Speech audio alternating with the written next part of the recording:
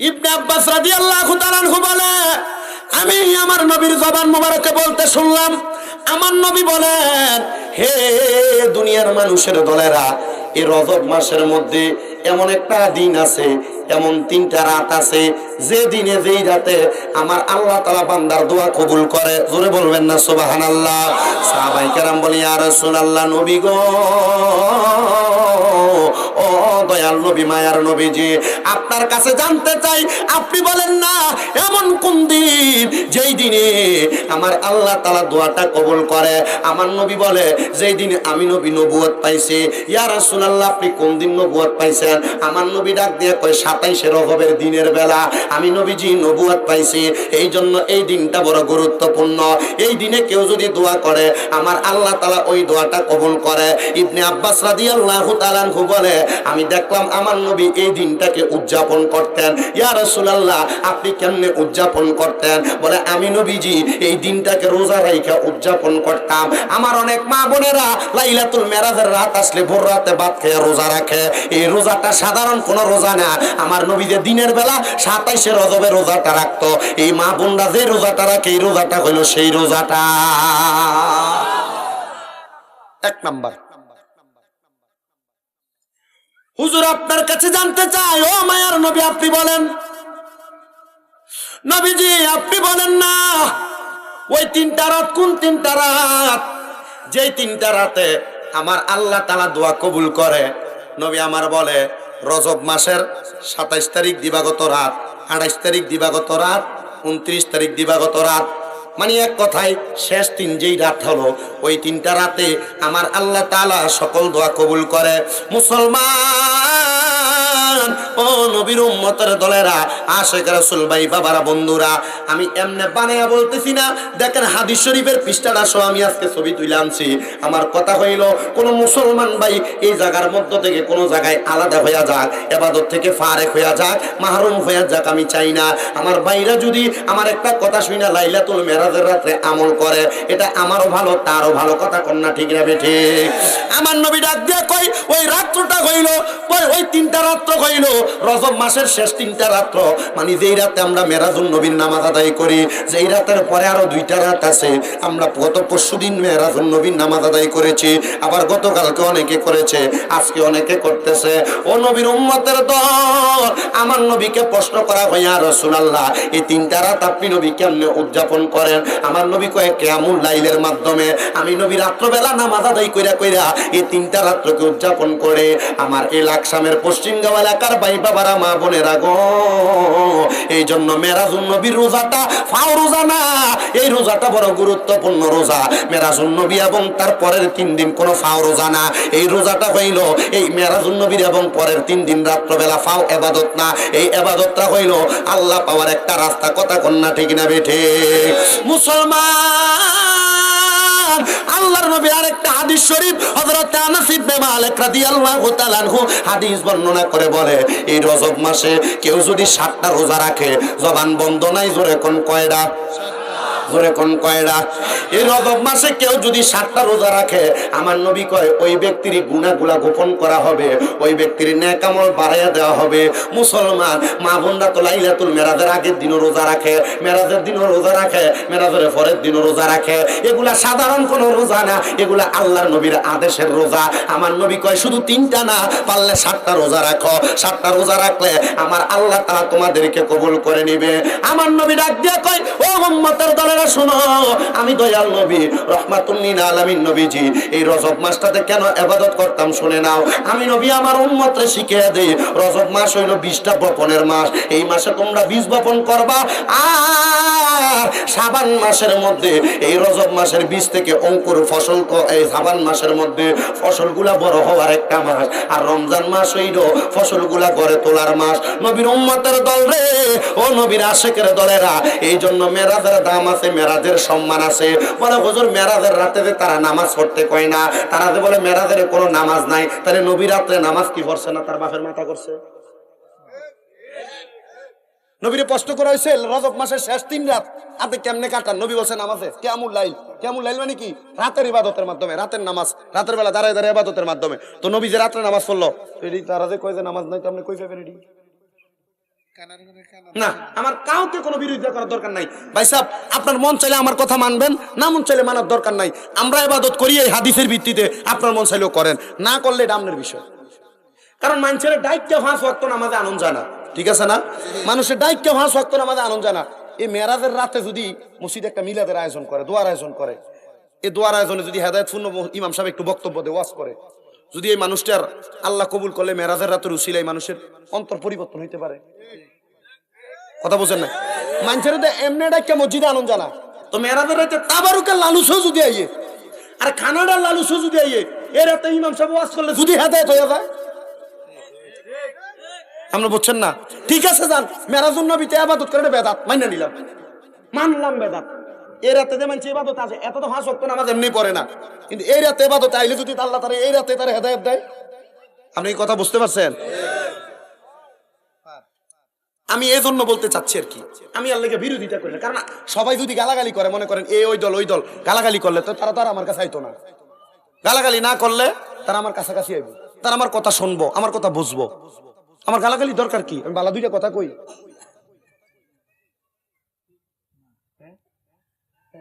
ঠিক বলেন, আপনারা তো ঠিক কইলেন না। আল্লাহ কবুল করুক, জোরে কোন আমিন। একটু মুহাব্বতের আওয়াজে দরুদ শরীফ আদায় করেন, আল্লাহুম্মা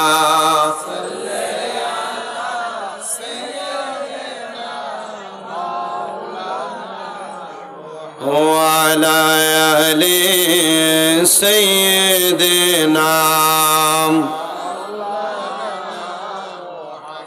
আমার মুসলমান ইমানদার বাবাজিরা, ভাইরা, আপনারা বলেন আমরা নামাজ পড়ি কয় ওয়াক্ত? 5 ওয়াক্ত। কইতো না, কথা কইতো না, অপশন একটু বেশি। নামাজ পড়ি কয় ওয়াক্ত? 5 ওয়াক্ত। যে হুজুররা বলে মেরাজের রাতে নামাজ নাই, ওই হুজুররা জিগাইবেন, হুজুর আমরা যে 5 ওয়াক্ত নামাজটা পড়ি, হুজুর নামাজটা আমরা পাইলাম কই?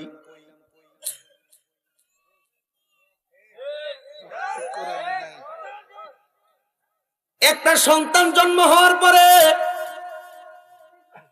দেখবেন একজন পুরুষ মানুষ দুনিয়াতে যদিও 2টা-3টা বিয়ে করে, একটা মহিলা কোনোদিন এক জামাই রাইখা 2-3 জায়গায় বিয়ে করতে পারে না, সংসার করতে পারে না, যদিও বিয়ে করে পারেনি।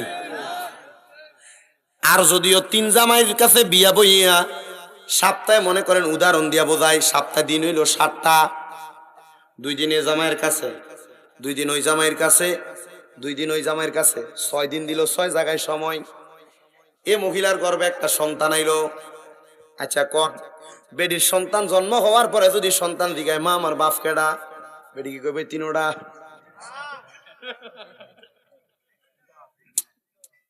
ওমা, বেডিতে তো 3 জায়গায় বিয়ে করছে, এটা কার? এটা কি গ্যারান্টি করার? ডিএনএ টেস্ট করলে তো কাম হইতো না।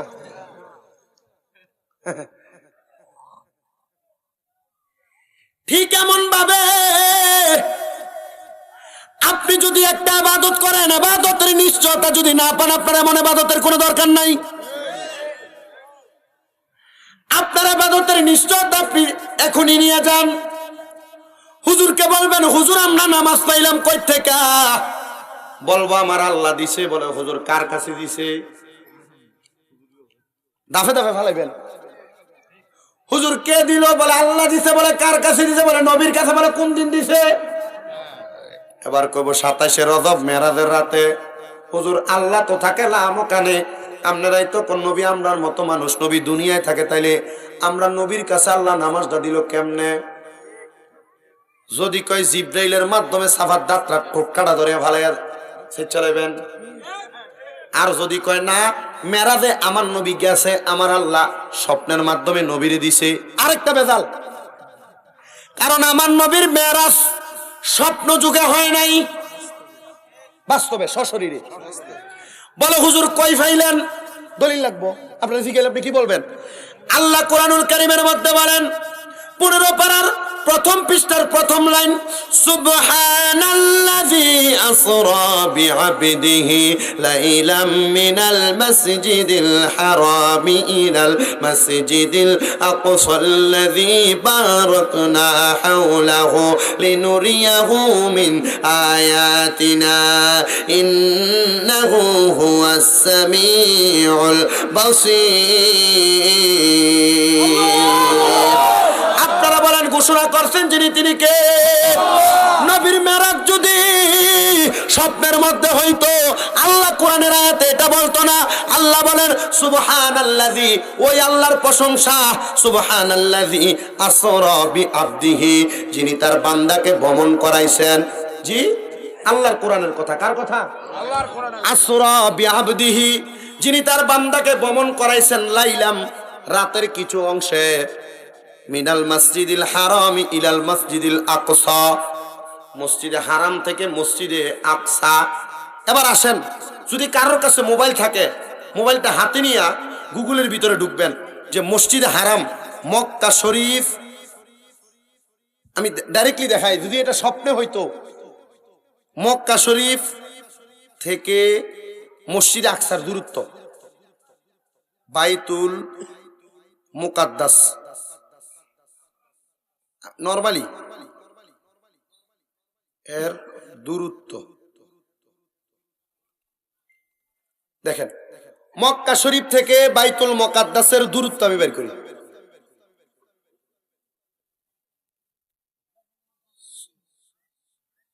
আল্লাহ গো,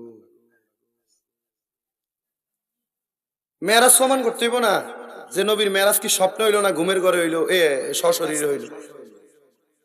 নাম নেনা কইলেন সশরীরে, তো এর পরে ভাবেন খুব আইও কষ্ট করে, না না নগদ এটা একটু বাইর করি, একটু সময় দেন। আর মক্কা, মক্কা শরীফ, না না সবাই একটু দরুদ শরীফ পড়েন, আল্লাহুম্মা সাল্লি আলা সাইয়্যিদিনা মাওলানা মুহাম্মাদ ওয়া আলা আলি মাওলানা মুহাম্মাদ, আল্লাহুম্মা সাল্লি মাওলানা মুহাম্মাদ ওয়া আলা সাইয়্যিদিনা মাওলানা।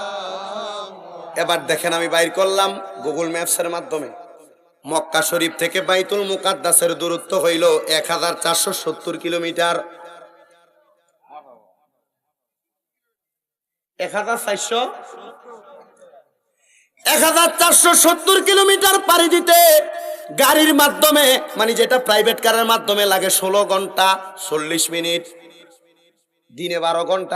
ইবনে আব্বাস রাদিয়াল্লাহু তাআলা আনহু বলে, আমি আমার নবীর জবান মোবারকে বলতে শুনলাম, আমার নবী বলেন, হে দুনিয়ার মানুষের দলেরা, এই রজব মাসের মধ্যে এমন একটা দিন আছে, এমন 3টা রাত আছে, যে দিনে যেই রাতে আমার আল্লাহ তাআলা বান্দার দোয়া কবুল করে। জোরে বলবেন না সুবহানাল্লাহ।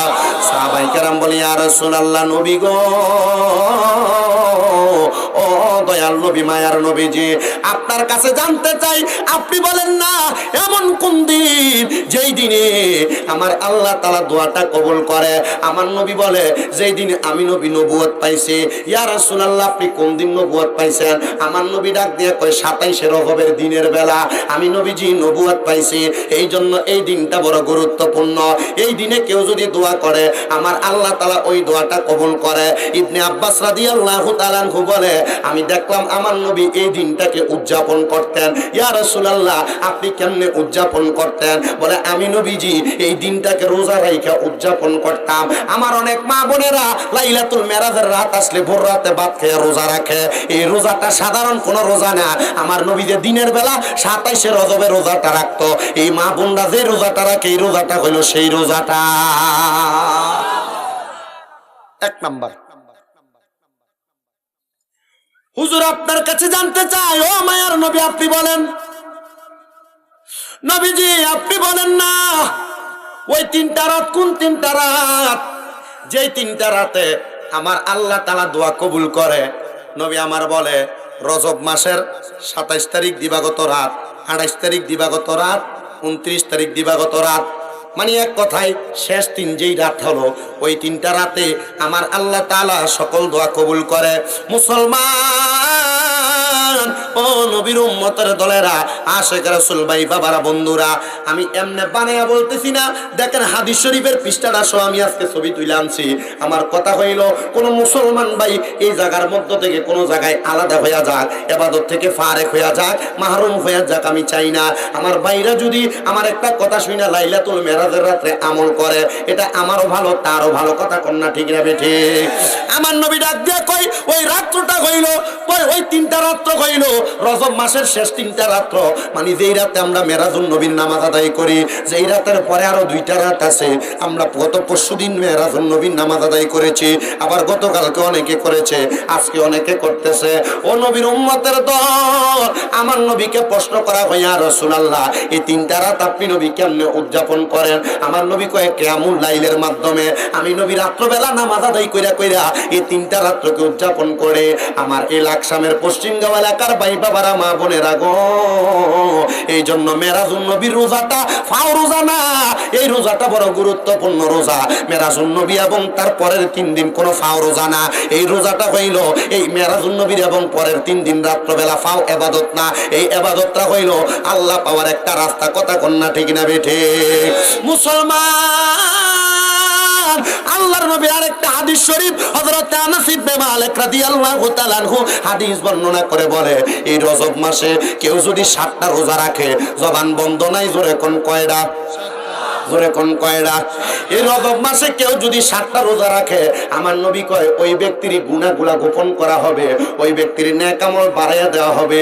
মুসলমান মা বোনরা তো লাইলাতুল মেরাজের আগের দিনও রোজা রাখে, মেরাজের দিনও রোজা রাখে, মেরাজের পরের দিনও রোজা রাখে। এগুলা সাধারণ কোনো রোজা না, এগুলা আল্লাহর নবীর আদেশের রোজা। আমার নবী কয় শুধু 3টা না, পারলে 7টা রোজা রাখো। 7টা রোজা রাখলে আমার আল্লাহ তাআলা তোমাদেরকে কবুল করে নিবে। আমার নবী ডাক দিয়ে কয় ও উম্মতের দলেরা শোনো, আমি দয়াল নবী রাহমাতুল লিল আলামিন নবীজি এই রজব মাসটাতে কেন ইবাদত করতাম শুনে নাও। আমি নবী আমার উম্মতকে শিখিয়ে দেই, রজব মাস হইল 20টা বপনের মাস। এই মাসে তোমরা বীজ বপন করবা, আর শাবান মাসের মধ্যে এই রজব মাসের বীজ থেকে অঙ্কুর ফসল, এই শাবান মাসের মধ্যে ফসলগুলা বড় হওয়ার একটা মাস, আর রমজান মাস হইল ফসলগুলা গড়ে তোলার মাস। নবীর উম্মতের দল রে, ও নবীর আশিকের দলেরা, এই জন্য মেরাজের দাম আছে, মেরাজের সম্মান আছে। বলে হুজুর মেরাজের রাতে যে তারা নামাজ পড়তে কয় না, তারা যে বলে মেরাজের কোনো নামাজ নাই, তাহলে নবী রাত্রে নামাজ কি পড়ছে না? তার বাপের মাথা করছে। নবীরে প্রশ্ন করা হয়েছে রজব মাসের শেষ 3 রাত আপনি কেমনে কাটান? নবী বলছেন নামাজে। কিয়ামুল লাইল, কিয়ামুল লাইল মানে কি? রাতের ইবাদতের মাধ্যমে, রাতের নামাজ, রাতের বেলা দাঁড়ায় দাঁড়ায় ইবাদতের মাধ্যমে। তো নবী যে রাত্রে নামাজ পড়লো, এটি তারা যে কয় যে নামাজ নাই, তো আপনি কই পাবেন এটি? না, আমার কাউকে কোনো বিরোধিতা করার দরকার নাই ভাই সাহেব। আপনার মন চাইলে আমার কথা মানবেন, না মন চাইলে মানার দরকার নাই। আমরা ইবাদত করি এই হাদিসের ভিত্তিতে, আপনার মন চাইলেও করেন, না করলে এটা আপনার বিষয়। কারণ মানুষের ডাইককে 5 ওয়াক্ত নামাজে আনন্দ জানা, ঠিক আছে না? মানুষের ডাইককে 5 ওয়াক্ত নামাজে আনন্দ জানা। এই মেরাজের রাতে যদি মসজিদে একটা মিলাদের আয়োজন করে, দোয়ার আয়োজন করে, এই দোয়ার আয়োজনে যদি হেদায়েতপূর্ণ ইমাম সাহেব একটু বক্তব্য দেয়, ওয়াজ করে, যদি এই মানুষটার আল্লাহ কবুল করলে মেরাজের রাতের উসিলায় মানুষের অন্তর পরিবর্তন হইতে পারে। কথা বুঝেন না? মানুষের এমনি ডাইককে মসজিদে আনন্দ জানা, তো মেরাজের রাতে তাবারুকের লালুসও যদি আইয়ে, আর খানাডার লালুসও যদি আইয়ে, এর রাতে ইমাম সাহেব ওয়াজ করলে যদি হেদায়েত হয়ে যায়, আমরা বুঝছেন না? ঠিক আছে যান, মেরাজুন নবীতে ইবাদত করে বেদাত মাইনা নিলাম, মানলাম বেদাত। এই রাতে যে মানুষ ইবাদত আছে, এত তো 5 ওয়াক্ত নামাজ এমনি পড়ে না, কিন্তু এই রাতে ইবাদত আইলে যদি আল্লাহ তাআলা এই রাতে তার হেদায়েত দেয়, আপনি এই কথা বুঝতে পারছেন? আমি এই জন্য বলতে চাচ্ছি আর কি, আমি আল্লাহকে বিরোধিতা করি না। কারণ সবাই যদি গালাগালি করে, মনে করেন এই ওই দল ওই দল, গালাগালি করলে তো তারা তো আর আমার কাছে আইতো না। গালাগালি না করলে তারা আমার কাছাকাছি আইব, তারা আমার কথা শুনবো, আমার কথা বুঝবো। আমার গালাগালি দরকার কি? আমি বালা 2টা কথা কই।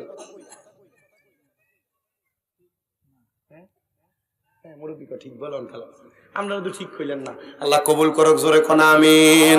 একটু মুহাব্বতের আওয়াজে দরুদ শরীফ আদায় করেন। আল্লাহুম্মা সাল্লি আলা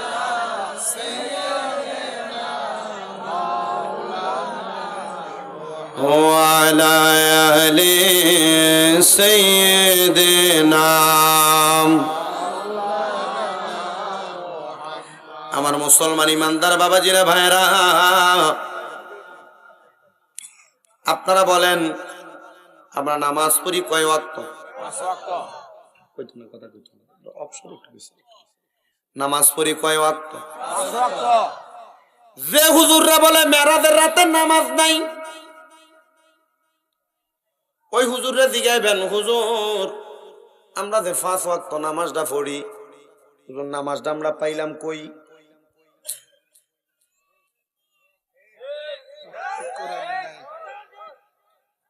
একটা সন্তান জন্ম হওয়ার পরে দেখবেন একজন পুরুষ মানুষ দুনিয়াতে যদিও 2টা-3টা বিয়ে করে, একটা মহিলা কোনোদিন এক জামাই রাইখা 2-3 জায়গায় বিয়ে করতে পারে না, সংসার করতে পারে না, যদিও বিয়ে করে পারেনি। আর যদিও 3 জামাইয়ের কাছে বিয়া বইয়া সপ্তাহে, মনে করেন উদাহরণ দিয়া বোঝায়, সপ্তাহে দিন হইল 7টা, 2 দিন এ জামাইয়ের কাছে, 2 দিন ওই জামাইয়ের কাছে, 2 দিন ওই জামাইয়ের কাছে, 6 দিন দিল 6 জায়গায় সময়। এ মহিলার গর্ভে একটা সন্তান আইলো। আচ্ছা কোন বেডির সন্তান জন্ম হওয়ার পরে যদি সন্তান দিগায় মা আমার বাপ কেডা, বেডি কি কইবে? 3টা।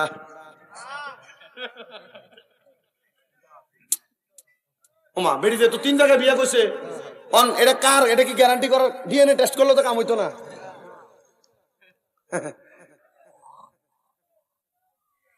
ঠিক এমন ভাবে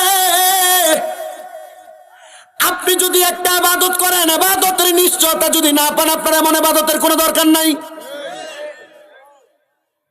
আপনার ইবাদতের নিশ্চয়তা আপনি এখনই নিয়ে যান। হুজুরকে বলবেন, হুজুর আমরা নামাজ পাইলাম কই থেকে? বলবো আমার আল্লাহ দিছে। বলে হুজুর কার কাছে দিছে? দাফে দাফে ফালাইবেন।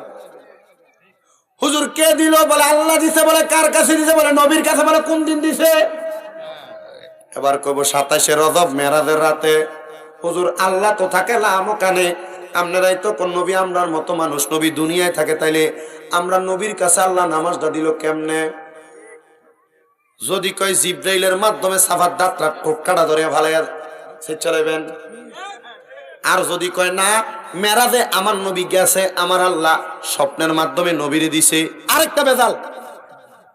কারণ আমার নবীর মেরাজ স্বপ্ন যুগে হয় নাই, বাস্তবে সশরীরে। বলে হুজুর কই ফাইলেন? দলিল লাগবো। আপনার জিজ্ঞেস আপনি কি বলবেন? আল্লাহ কোরআনুল কারীমের মধ্যে বলেন 15 পারার প্রথম পৃষ্ঠার প্রথম লাইন, সুবহানাল্লাযী আসরা বিআবদিহি লাইলাম মিনাল মাসজিদিল হারামি ইলাল মাসজিদিল আকসাল্লাযী বারাকনা হাওলাহু লিনুরিয়াহু মিন আয়াতিনা ইন্নাহু হুয়াস সামিউল বাসীর। আপনারা বলেন ঘোষণা করছেন যিনি, তিনি কে? নবীর মেরাজ যদি স্বপ্নের মধ্যে হইতো, আল্লাহ কোরআনের আয়াতে। আর বাবাজিরা, বন্ধুরা গো, ও নবীর উম্মতের দলেরা, আমাকে মাহফিল কমিটির পক্ষ থেকে বলা হয়েছে, হুজুর যেহেতু পবিত্র রজব মাস, এই রজব মাসে তো আমার নবী মেরাজে গমন করেছে। আমরা যে 5 ওয়াক্ত নামাজ পড়ি, এই নামাজ হইল পবিত্র মেরাজের সাক্ষী। ও হুজুর গো, আপনি আজকের মাহফিলে একটু মেরাজের ওয়াজ করবেন। বন্ধুরে, নবী মেরাজে গেছে, নবীর বাড়িতে জিবরাইল আসছে, এমন কথা আপনারা সবাই শুনেছেন। কিন্তু আমি আরেকটু গভীর থেকে হযরত ঈসা আলাইহিস সালাতু ওয়াস সালামের জন্মের পূর্ব থেকে আমি মেরাজের আলোচনা করব। কিন্তু দেখবেন এই মেরাজুন নবীর মাসে আমরা যদিও কেউ কেউ যারা আহলে সুন্নাত ওয়াল জামাত দাবি করে, আমরা মসজিদের মধ্যে মিলাদ মাহফিল করে, মেরাজের রাতে কিছু নামাজ আদায় করে, অনেক মসজিদের মধ্যে এই রাইতে তালা ঝুলে।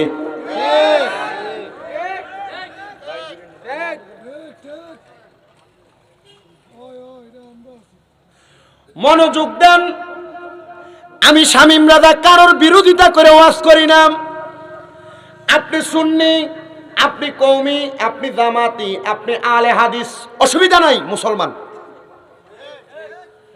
তবে আপনি আমার ওয়াজ শুনেন, এই ওয়াজ আমার যেই কথাটা আপনার ভালো লাগবে আপনি মানবেন, যেটা ভালো লাগবে না মানার দরকার নাই। আগে মিলাদ কিয়াম নিয়ে অনেক একটা মারামারি ছিল। কয়েকদিন আগে সরমনায়ের পীরসা বুজুর্গ ঘোষণা দিয়ে দিছে, যদি কেউ মিলাদ কিয়ামনে ফরজ মনে না কইরা, ওয়াজিব মনে না কইরা, সুন্নত মনে না কইরা নবীরে দাঁড়ায়া মুহাব্বতে সালাম দেয়, এটা দোষের কিছু না। তাহলে বোঝা গেল যারা মুহাব্বতে সালাম দেয়, আমরা নবীরে মুহাব্বতে সালাম দিই, আল্লাহর কসম মুহাব্বতে সালাম দেই না। এই জন্য মারামারি দ্বন্দ্বের সময় শেষ। বলে হুজুর কেন? তাকে দেখেন ফিলিস্তিনের দিকে, ফিলিস্তিনের মুসলমানদেরকে ইসরায়েল জালেম বাহিনীরা কত নির্যাতন করতেছে। ফিলিস্তিনের মুসলমানদেরকে ইসরায়েল জালেম বাহিনীরা মারতেছে। বন্দুকটা ঠেকে যখন গুলিটা কইরা দেয়, ইসরায়েল বাহিনীরা যখন বন্দুকটা ঠেকে তাদেরকে আক্রমণ কইরা দেয়, তাদের গায়ের উপরে বন্দুকটা ঠেকে দেয়, তখন জিজ্ঞাসা করে না তুই কি সুন্নি, তুই কি ওহাবি, তুই কি কওমি, তুই কি লামাযহাবি, তুই কি জামাতি? যদি কয় মুসলমান, লাগাই দিছে বন্দুক। এজন্য দ্বন্দ্বটা বাদ দেন, যে যেইটা করে সে সেইটা নিয়ে থাক। শুধু একটা মাত্র কারণ, মুসলিম ইউনিটির জন্য। যে কয়েকদিন পরে ইসরায়েল এমন অত্যাচার হইতেছে ফিলিস্তিনে, বাংলাদেশের মুসলমানের উপরে এমন আক্রমণ আসবে এটার গ্যারান্টি কেউ দিতে পারে না। এ বাংলাদেশের মুসলমান যদি এমন ভাবে মুসলমান বাইয়ে বাইয়ে মারামারি ফিটাফিটি ফিট্টাফিটি থাকে, মুসলমান আমরাও শেষ করতে কোনো লাভ হবে না, আমরাও শেষ করতে তাদের কোনো সময় লাগবে না।